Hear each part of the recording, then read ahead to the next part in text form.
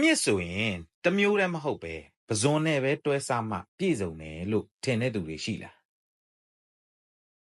ပဇွန်ကိုမြစ်နဲ့အနံ့မှုမွေးအရသာဆက်ဆက်လေးနဲ့ရှာကျွန်းပစ်ပြီးထမင်း၃ပကံလောက်ဝင်တဲ့အထိစားလို့မြိန်တယ်အခုလိုဟင်းမျိုးလေးချက်ပြမယ်ကဲအရင်ဆုံးရေဆေးတန့်စင်လိုက်တဲ့ပဇွန်တွေကိုစနွေးမုတ်စားအချို့မုတ်ထည့်ပြီးနယ်လိုက်မယ်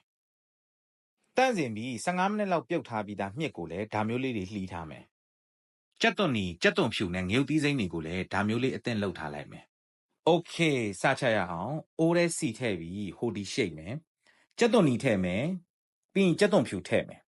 ပြီးွားရင်စနွေးမုတ်နည်းနည်းထည့်ပြီးတေချာလေးမှုေလိုက်မယ်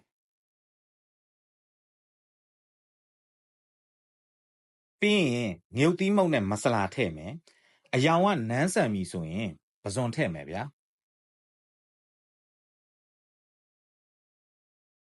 ပဇွန်တမအောင်မှုေပြီးရင်ရေထက်အဖုံးပိတ်ပြီးတော့10မိနစ်လောက်လွှတ်ထားလိုက်မယ်အခုပဇွန်ကကြက်စပြုတ်နေပြီဆိုတော့မြစ်ကိုထည့်မယ်ပြီးငရုတ်သီးစိမ်းနဲ့အရသာအတွက်စားနဲ့အချိုမုတ်ကိုထည့်ပြီးနောက်ထပ်10မိနစ်လောက်အဖုံးပိတ်ပြီးထပ်လွှတ်ထားလိုက်မယ်